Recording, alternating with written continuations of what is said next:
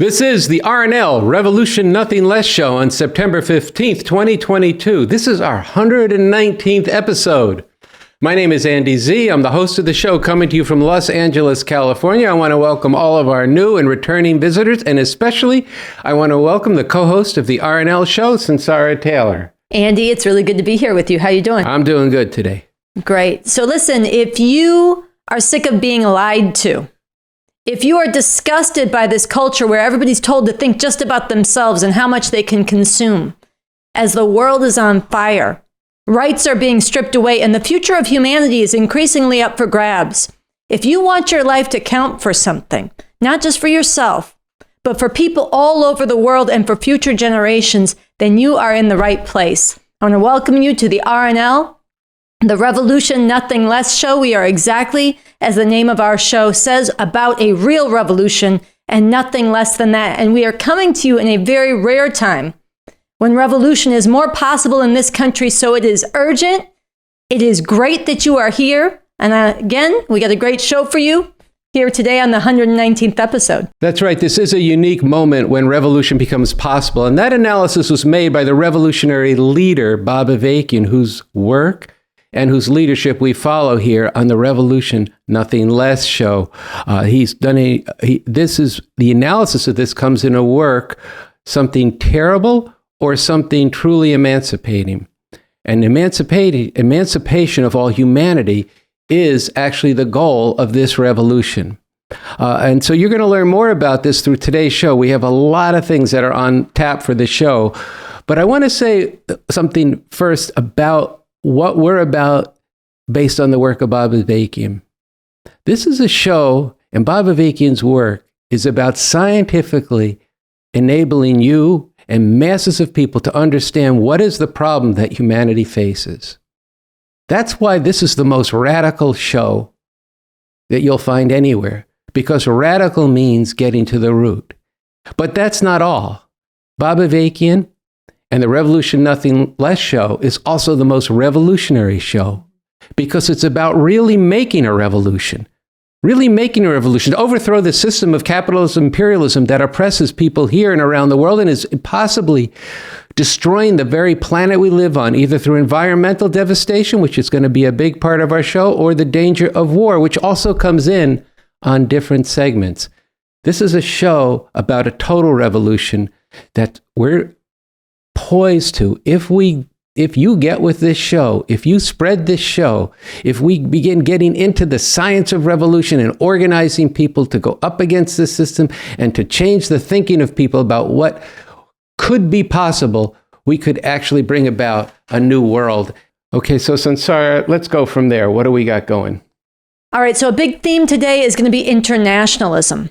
Not thinking like Americans, but thinking about humanity first. The whole world comes first. So we're going to begin with a clip from Bob Avakian, from the dialogue that he held with Cornel West back in 2014 up in Harlem at Riverside Church, called Revolution and Religion, the fight for emancipation and the role of religion, where he's going to get into the situation with the whole world and the internationalism that we need. And that'll be followed by a segment by Lenny Wolff, who's a frequent contributor here on the RNL, Revolution Nothing Less show. He's also an advocate for the new communism and a follower of Bob Avakian. And he's going to be speaking on the publication of a very exciting and inspiring and important new work from the Revolutionary Communist Organization of Mexico called La Esperanza Revolucionario, or Revolutionary Hope in English. And he'll get into that. It's going to be a very powerful segment. And following that, Sunsara, we're going to go back to Bob Avakian from a speech he gave in 2018, why we need an actual revolution, how we could really make a revolution.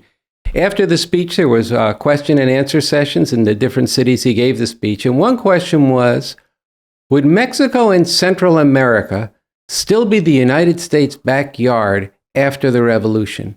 And so we're going to play that answer to that question, which is very appropriate following Lenny's commentary. And then we're going to do part one of what is going to be a series here over the next few weeks on the RNL show, an interview with Raymond Lotta on a major new work that he had published at revcom.us on Biden's imperialist climate bill. So that'll be part one. And we're going to close today's episode with a special segment that we produced last year, which was the 50th anniversary of the Attica Prison Rebellion in upstate New York.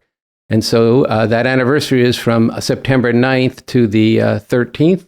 And so this is the 51st anniversary.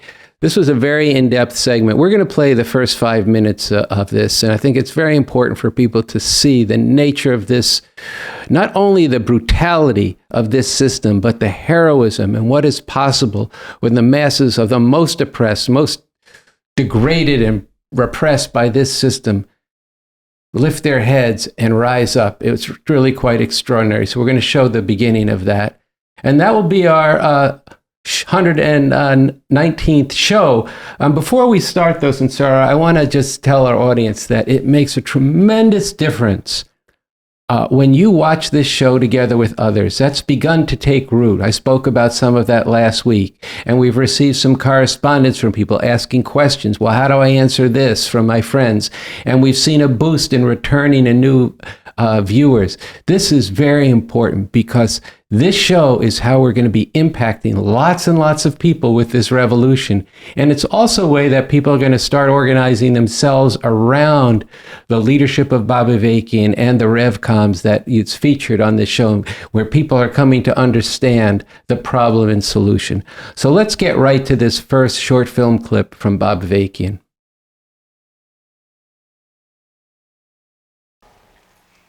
And we need an orientation or morality and a movement that is internationalist, that proceeds on the understanding that the whole world comes first, not America, and that the fundamental and ultimate goal is the emancipation of all humanity. What we need is not striving to get ours on the terms and conditions of this system that feeds on the flesh of billions of people throughout the world. Now, if you think I'm exaggerating, let me just cite one example. Many of the clothes we wear and that hang in the closet or whatever come from the country in Asia, Bangladesh. People, including mainly women and many children, are working under the most brutal conditions to produce those clothes. And recently, within the last year, the factories they're working in, where there are no safety regulations, no health considerations, the factories they're working in collapsed, killing large numbers of these women. And then there was a fire and the people working were locked inside the plant while the fire raged. These are the conditions under which the things that this system accumulates are produced all over the world. We don't need to be any part of that.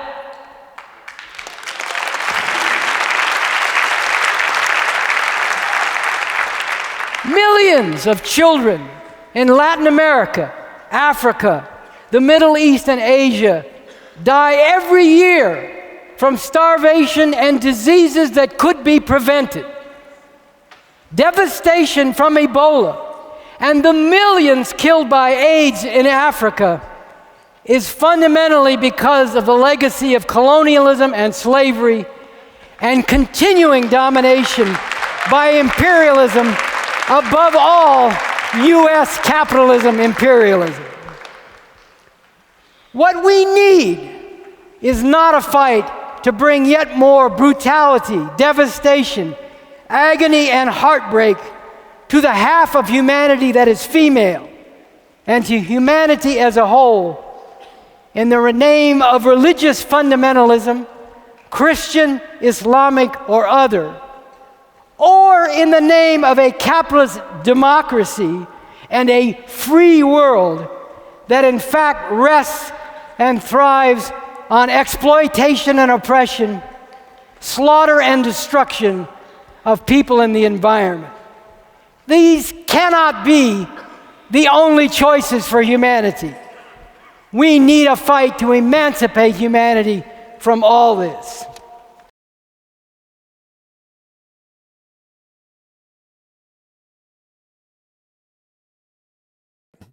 Around the world, there are people and organizations taking up and applying the new communism, often striving in extremely difficult conditions to make revolution.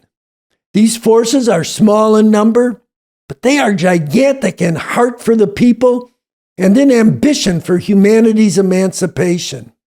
And we share with them the same hopes and aspirations, the same science. Indeed, you could say we share the same blood. This week, the website revcom.us posted the new book, La Esperanza Revolucionaria, or in English, Revolutionary Hope. This book comes from the Revolutionary Communist Organization of Mexico, or OCR.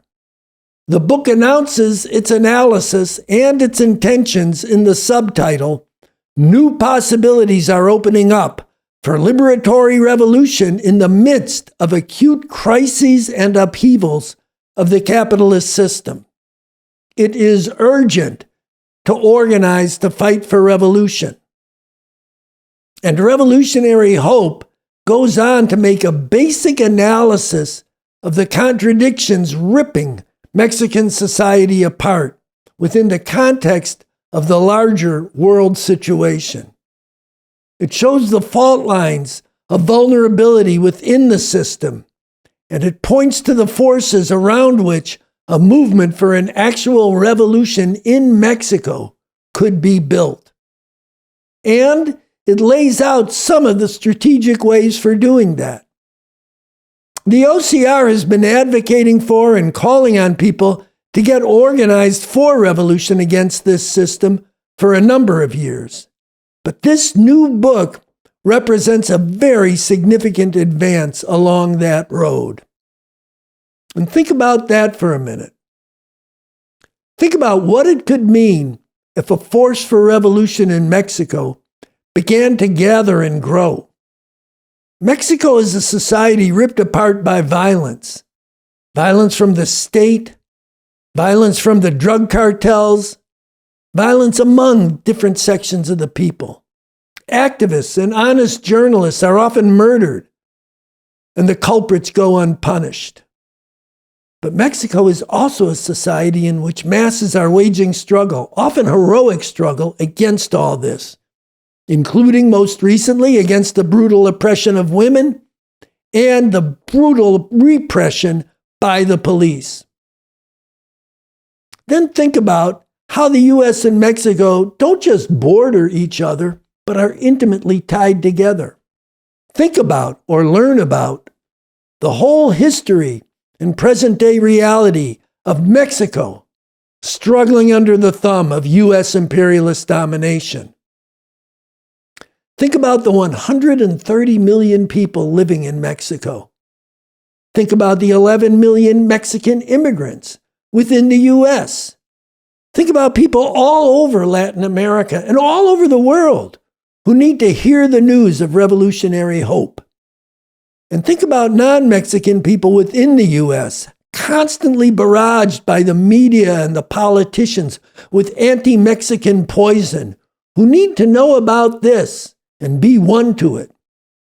Think about the many people who can be challenged and inspired by this book. And among those many, think about those who can be won to come forward into this revolution. In the chapter of Basics entitled Making Revolution, Bob Avakian says this: "It is hardly conceivable that there could be a revolution in the U.S. which didn't, at some point and in various ways, significantly interpenetrate with and have mutual interaction and mutual influence with revolutionary struggles being waged by the people in neighboring countries, especially Central America." And of course, think what it would mean if a revolution actually succeeded or even came close to succeeding in Mexico. And if you can, for even a minute, see the potential embodied in this statement from OCR, you will want to join us in thinking of ways to get this out and get this known among those many who could potentially be very directly touched by this news. So many of whom lead lives of desperation, lives without hope, and so many others who genuinely care about what happens with Mexico and its people. Take initiative yourself and write to us with your ideas about what to do and your experience in doing it. The comrades in Mexico who have come out with this bold and substantive work have studied and applied the new communism brought forward by Bob Avakian, or BA, to the situation in Mexico. Indeed, they themselves have contributed important theory to the body of work of the new communism that can be read on the website Demarcations.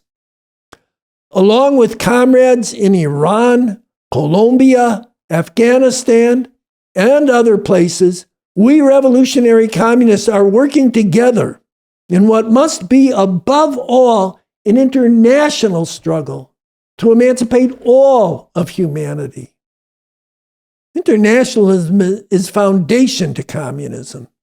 That's been so since Karl Marx and Friedrich Engels, the founders of communism, issued their call in 1848, "Workers of the world, unite." The Communist Manifesto boldly declared that the exploited and oppressed of the world must recognize no boundaries. Instead, they have to see themselves as contingents in a worldwide cause. Today, that movement must be one that aims to uproot all traces of the division between a handful of imperialist oppressor nations and the vast majority of oppressed nations as part of getting to a whole different world, beyond borders, beyond armies, and beyond nations themselves. Today, this foundation of communism and internationalism has been qualitatively advanced. That is, it's been brought to a whole deeper level in both theory and basic orientation by the work of Bob Avakian. BA has brought forward a new theoretical understanding of what it means for the communist revolution to be fundamentally a world process. Go to revcom.us this week, not only to get your hands and eyes on revolutionary hope, but to get into both some of the foundational works from BA on internationalism and revolution, and some of the statements over the past period from other revolutionary communist forces around the world.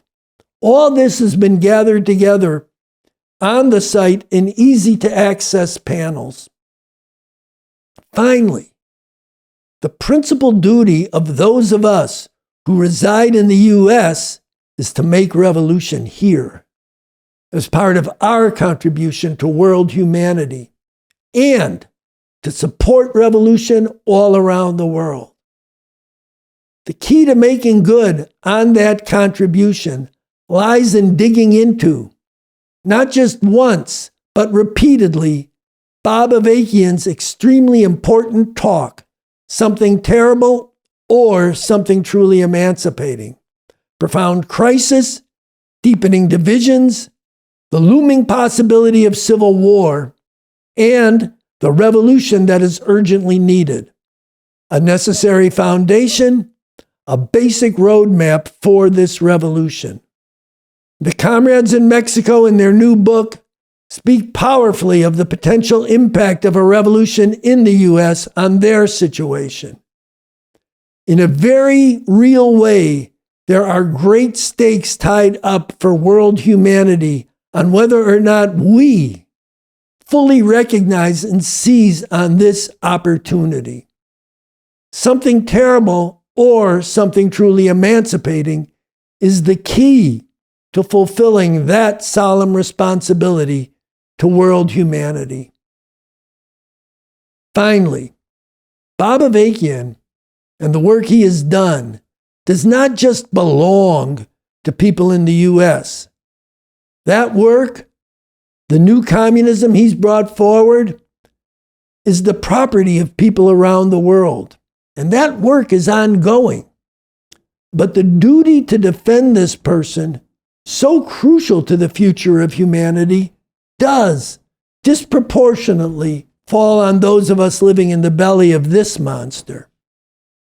This past summer witnessed a serious escalation in attacks against BA. Attacks that appeared in a coordinated manner and stretched across the political spectrum, reaching into major media outlets. We have covered the battle against this on the show, exposing the moral and ideological rot and the political gangsterism at the heart of what these liars and slanderers have been doing. And we've talked about the great danger it poses. We've also begun to show the love that people from a wide range of backgrounds and a wide spectrum of beliefs have for Bob Avakian as part of taking the counteroffensive on this. The statements that were read on this show in the segment done by Pete last week are available as a standalone. Get them out to people, spread the love, and get people to engage and defend BA themselves. And get people to watch and engage this show, where we feature the work of BA every week. So again, a salute to the comrades in Mexico and the comrades around the world. And as a fitting salute, we'll close with this from Bob Avakian. There is an urgent need for this new synthesis of communism to be taken up broadly in this society and in the world as a whole. Everywhere, people are questioning why things are the way they are and whether a different world is possible. Everywhere, people are talking about revolution, but have no real understanding of what revolution means, no scientific approach to analyzing and dealing with what they are up against and what needs to be done. Everywhere, people are rising up in rebellion, but are hemmed in, let down, and left to the mercy of murderous oppressors, or misled onto paths which only reinforce, often with barbaric brutality, the enslaving chains of tradition. Everywhere, people need a way out of their desperate conditions, but do not see the source of their suffering and the path forward out of the darkness.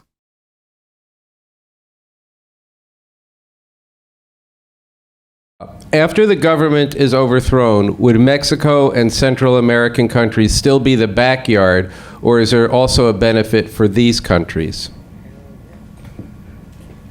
Well, certainly you wouldn't, a new socialist country shouldn't, you're never going to make a revolution if you continue to regard these countries in that kind of way as your backyard and a source of exploitation. So that would have to go as part, not that nobody would cling to those ideas, but in terms of what's prevailing in society, that would have to go right away. That would be a crucial part of making the revolution is an internationalist orientation that would be completely opposed to that kind of notion and that kind of approach. Then there are a lot of practical questions. In each of these countries, in Mexico, all the countries of Central America, there are different class forces and different social forces. And right now they're all ruled by exploiting classes who, even as they have contradictions with the dominant U.S. capitalist imperialist ruling class in this country, also have their own interests as exploiters.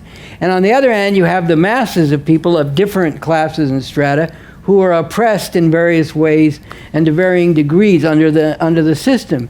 Now, the masses of people, one would expect, would be inspired by and supportive and would want in various dimensions to take part in this revolutionary struggle taking place in what one thing that's, if you notice when you read the Constitution for the new socialist republic in North America, it continually refers to the former United States of America, because the whole point is we're not just going to have a revolution and say now we have the United States of America except it's socialist instead of capitalist. That's why it's called that's why it's referred to as a socialist republic.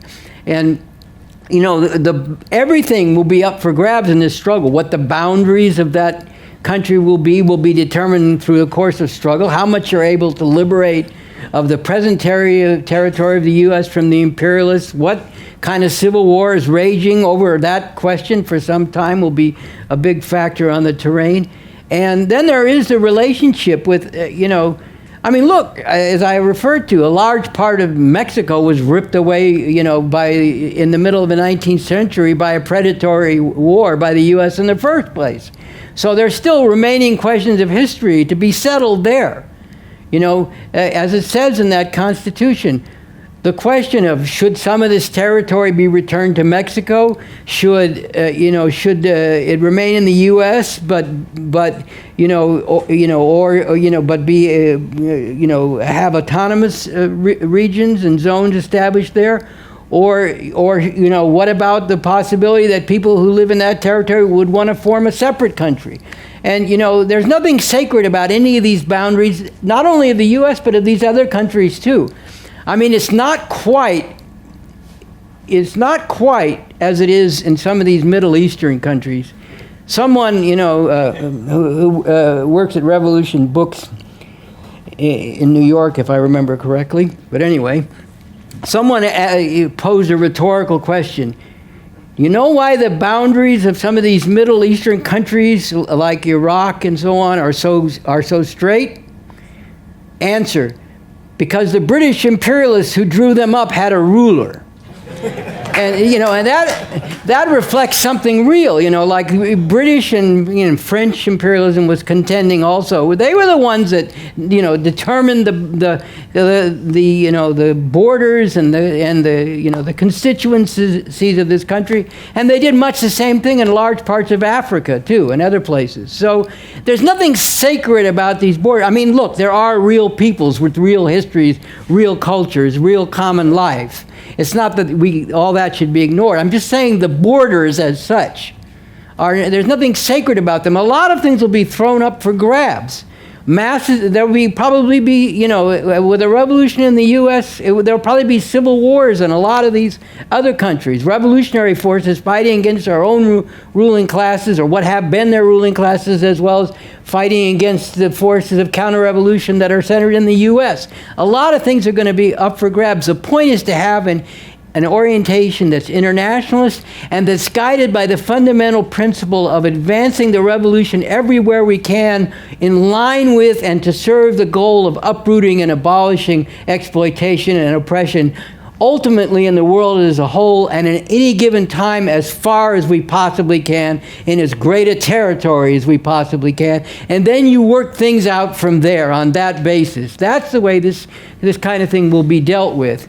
And any other principle will lead back to what we have now. And there'll be all kinds of forces in the field struggling for all kinds of things, but that has to be our guiding principle. And and the way we proceed in terms of resolving all this. But as I said in the talk, the more that there is revolutionary upheaval in these other countries, the better it will be for everybody.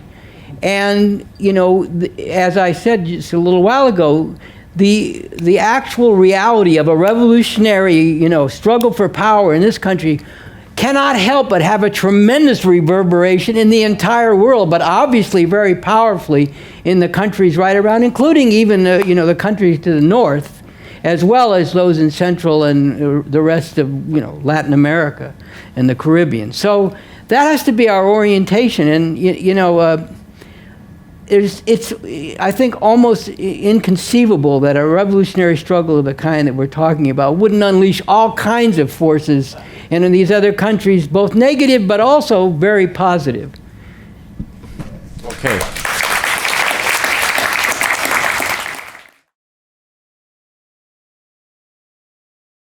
All right, I want to welcome my friend, comrade, and also an advocate for the new communism and the leadership of Bob Avakian, and the co-spokesperson for Revolution Books in New York City, to the RNL Revolution Nothing Less show.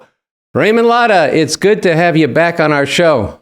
Hey, Andy, it's really exciting to be back with you and the RNL audience. All right, so let's get right to it. On our website, revcom.us, there's an important in-depth article by you and the Revcom Environmental Writing Group with the pithy and clever title, Worse Than Fine Print Trickery, Biden's imperialist climate bill. The devil lies in the big picture. And there's a lot packed into this title. I note that you call this an imperialist climate bill, which as we get into things, we should unpack. But I want to start with your inversion of a cliche that the devil is in the details, and applied to this bill, you say, the devil lies in the big picture. What do you mean by this? What's that big picture? And why is that where the devil lies? Precisely the point. The big picture that I'm speaking about is measured against this Climate Act. It was the Inflation Reduction Act that was passed on August 17th, which has provisions for $370 billion of credits and subsidies to act on the climate crisis, to move towards renewable energy. And what the article is getting at is, if that were in fact the case, if this were a law that was actually going to affect the rapid transition to a green economy, that would be a great thing. But in fact, it is not. This bill is part of the problem. This act, now law, is part of the problem, not the solution. So what is the big picture, Andy? Well, one, it's this enormity of the climate crisis itself, a cascading, accelerating environmental crisis that is endangering the ecosystems of the planet and the livability and the habitability of the planet. For instance, if we look at the Arctic, right now, it is the case, as a result of accelerating global warming, that the climate of the Arctic is characterized more by fluid water than by ice. That is an incredible and definitive measure of just how serious this crisis is. As we speak, there is an incredible crisis of flooding in Pakistan. One third of the country now is subjected to floods. 500,000 people have had to flee their homes in villages. Relief and aid workers can't get to them to offer the help. Farmland is submerged. You know, this is the state of the planet. 3.3 billion people, Andy, that's 40% of the Earth's population, are living in the crosshairs of serious vulnerability to climate crisis. And that means drought, rising sea levels, being forced to flee, the degradation of agriculture. This is the first aspect of the big picture, the state of the environmental crisis. The second aspect is the outsized role of the United States in this crisis. Now, what do I mean by that? It's this, that the United States is the greatest cause of the greenhouse gas emissions in the atmosphere. Greenhouse gases are carbon and methane that trap heat in the atmosphere. And the U.S., which represents 5% of the world's population, is responsible for 25% of the carbon emissions in the atmosphere. So that's the second part of the big picture. The third part of the big picture is the rapidity and scale of measures that must be taken to cope with this crisis before, we cross a threshold in which the planet does become uninhabitable. And the fourth aspect of the big picture is the necessity to make a revolution, to actually get rid of, to overthrow this capitalist imperialist system, which is the driving cause of this climate crisis, a system, capitalism, that's characterized by private competing capitalists that treat nature as just a free input to pour into production for profit, and which is despoiling this planet. So there is that aspect, the fourth aspect of the big picture, which is the need for a revolution that can actually provide the basis for us to confront and act on this crisis, and the fact that this is not just a far-off, fuzzy prospect, but we are living in a rare time when revolution becomes more possible in this country, the country that is the greatest cause of this atmospheric environmental, existential crisis that threatens the very nature of this planet as habitable. Raymond, those 4 criteria by which to measure the big picture are really important, and we're going to get into that over the next several shows. But first, I'd like to just ask you 2 things. One, briefly define for our audience some of the basic terms here: renewable energy, fossil fuels, global warming. And then in the article, there's this photograph of Pakistan, which you referred to, and the flood there, 1/3 of the country underwater. A big part of the big picture that you spoke about in the answer to my first question had to do with the responsibility of the U.S., but who's bearing the brunt of this? Let's break this down for the audience. Coal, petroleum, and natural gas, they're called fossil fuels. They come from the mineralized remains of plants and animals that lived millions of years ago. They are non-renewable because once burned, they won't be replaced for millions of years or possibly ever. Solar and wind power are forms of renewable energy. You see, they come from sources that are naturally and constantly replenished and don't run out. So the thing about fossil fuels is that when you use them, they emit, these greenhouse gases, as I said. And these are methane and carbon that trap heat in the atmosphere and contribute to the rise in global temperatures. And when we say global temperatures, we don't mean what the temperature is in Chicago or in Shanghai this week. We're talking about the planetary average. And this planetary average has risen since the advent of the capitalist, imperialist, industrial revolution, that began in the late 18th century.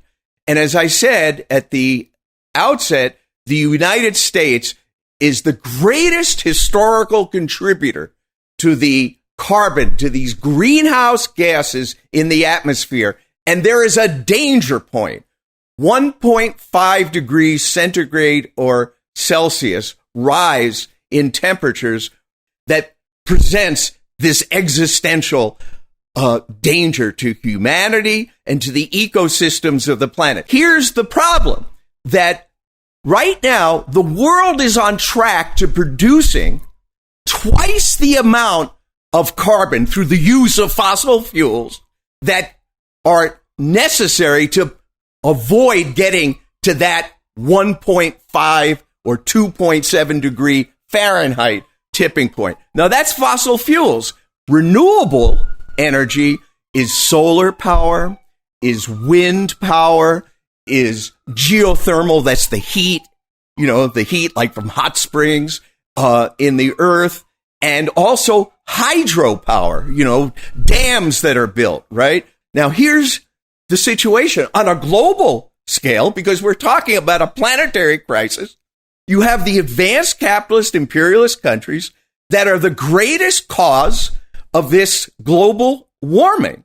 But the oppressed countries of the global south are, as you said, suffering the greatest consequences. Look, we started by talking about Pakistan. Pakistan has only contributed 1% to the atmospheric emissions. And yet they, as I said, are on the front lines of this crisis. Or you take Bangladesh. This is a country that has a population that's very concentrated in the coastal areas, and the sea levels are rising. And Bangladesh, the average person in Bangladesh contributes half a ton of carbon into the atmosphere each and every year. In the United States, it's 15 tons per person.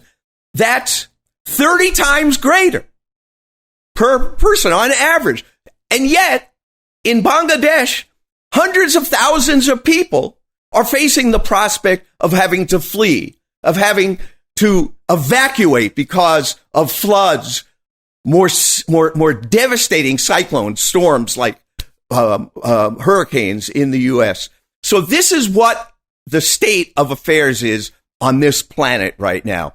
And what scientists are saying is that if we are going to move in a way that corresponds to the seriousness of the crisis, we have to slash these carbon emissions rapidly and massively, stop the use of coal and natural gas to generate electricity, and reconfigure the cars, the transport, the whole ways in which people move about and commute, agriculture. All of this has to be rapidly transformed. You look at that scientific prescription, what the scientists are telling us based on the reality of global warming, and you look at this climate act, and it is completely out of sync with what I'm describing. So, Raymond, that was very clarifying. And I have to say, I was just astounded at the illustration of this in the article about when you spoke of mandates. I hadn't known that. Why don't you break that down for us? Now, this new law, the Inflation Reduction Act, which is the climate law, does not mandate, does not require that industry slash emissions. For instance, it doesn't say that in the next 3 years, carbon emissions have to be reduced by 50%, or that's a violation of the act, of the law. It doesn't say that. It simply provides industry, private corporate capital, with tax benefits and subsidies, financial support, to stimulate those industries to adopt renewable energy, what I described, solar and wind modes of generating power.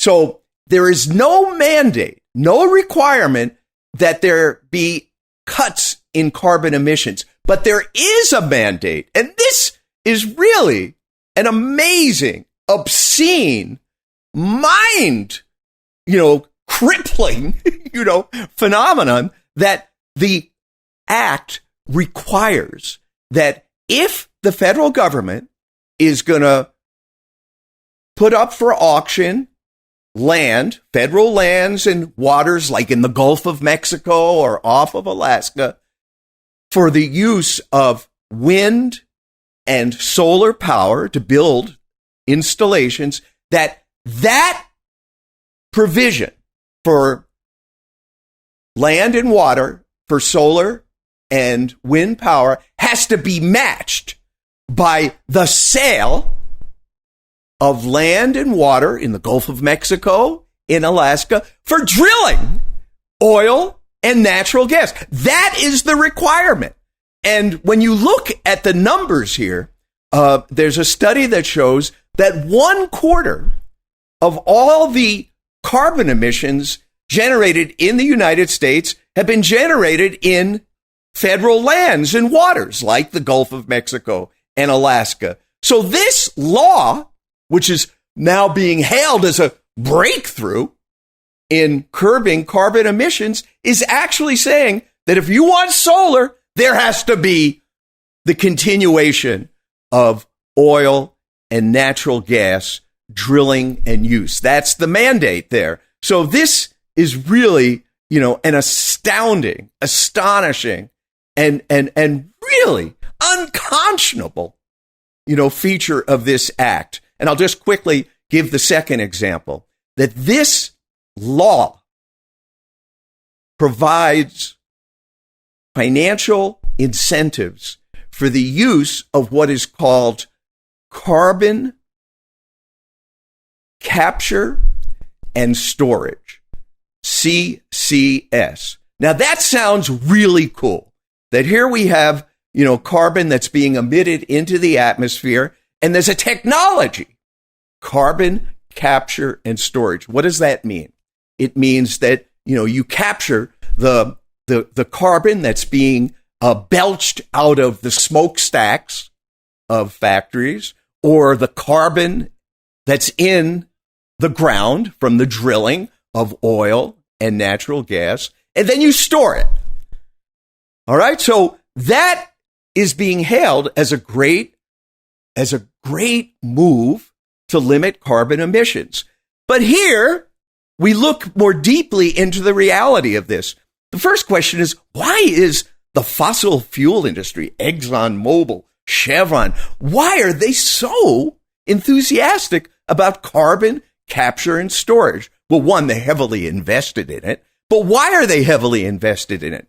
And here is an amazing fact, Andy, that most of the carbon capture and storage is recycled into the further drilling of fossil fuels. What do I mean? They recover this carbon and then they inject that carbon into the ground in order to extract more oil and natural gas.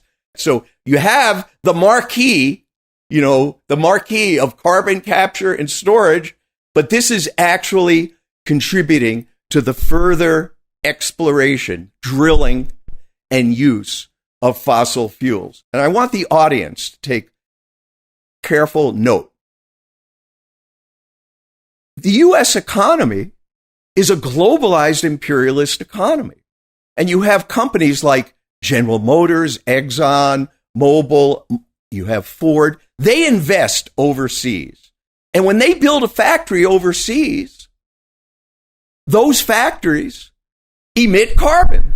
And they like to set up facilities in third world countries, in countries of the global south, where the restrictions on the emissions of carbon and safety standards and wage standards, where they're super exploiting people, in short, are lax.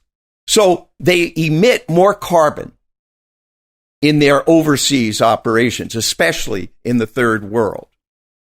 That carbon is not counted as the output of the U.S. economy when they calculate how much the U.S. is responsible for global emissions.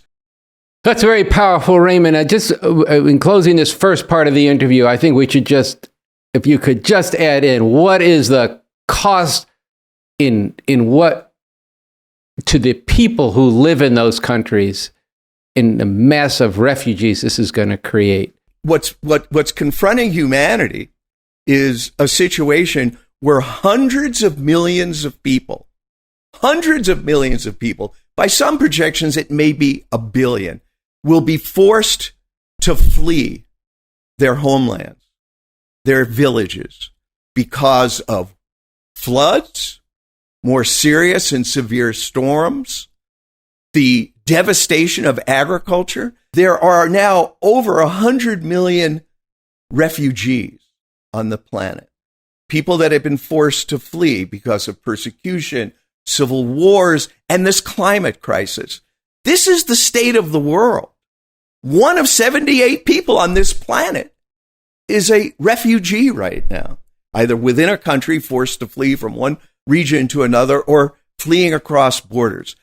The crisis of the environment, what we're describing, global warming, it is a planetary phenomenon. It knows no boundaries. It knows no borders.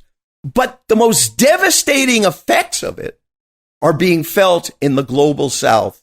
And the U.S. is the greatest cause historically, of this situation. And it's on us to confront this and to make the revolution that is the only way out for humanity.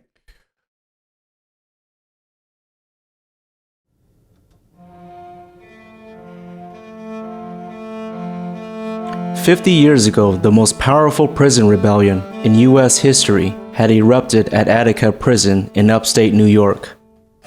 Hey, this is Pete. I'm with the RNL show, the Revolution Nothing Less show, and this week we want to commemorate and honor this heroic struggle where prisoners of Attica, mostly black men but also white and Puerto Rican, who came together to be known as the Attica Brothers, seized control of large parts of the prison, taking 38 guards as hostages. Their spirit was captured by their 21-year-old spokesman, L.D. Barkley. "We are men. We are not beasts, and we do not intend to be driven or beaten as such.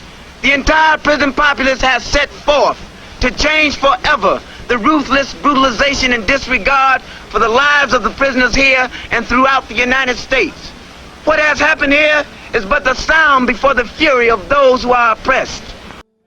They issued demands, quote, that will bring closer to reality the demise of these prison institutions that serve no useful purpose to the people of America, but to those who would enslave and exploit the people of America." End quote.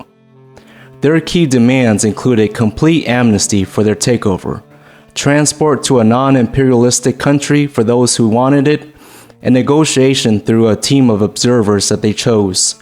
They set forth 15 practical proposals. We want to allow all New York State prisoners to be politically active without intimidation or reprisals.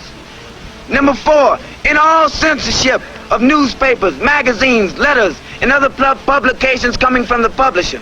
5, allow all inmates at their own expense to communicate with anyone they please. This uprising was fueled by routine abuse, horrific living conditions, the state's refusal to address their grievances, and the racism and national oppression permeating Attica and U.S. society.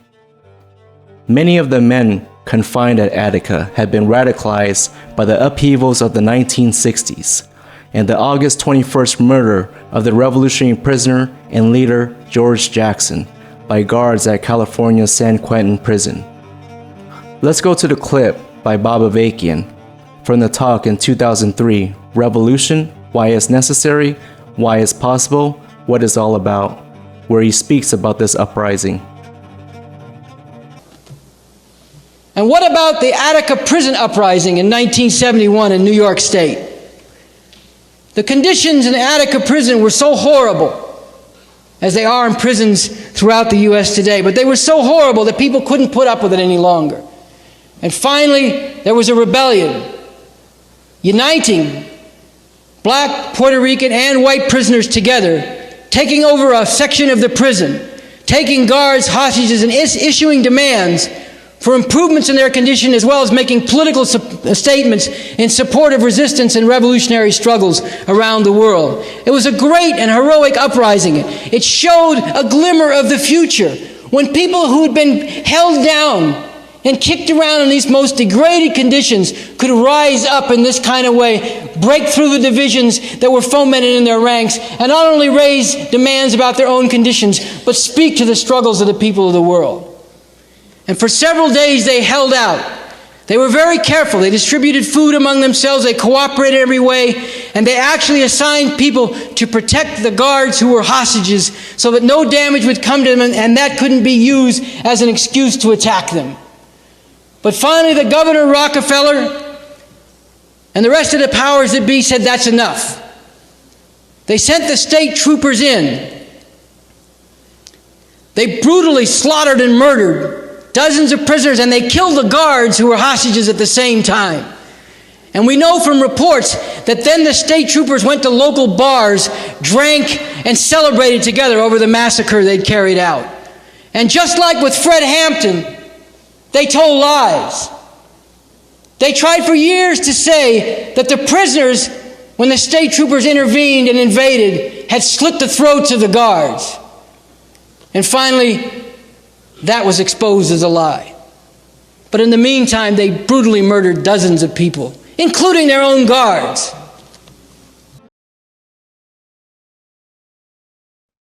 So that brings us to the conclusion of this, the 119th episode of the R&L Revolution Nothing Less show on September 15th, 2022, Sunsara.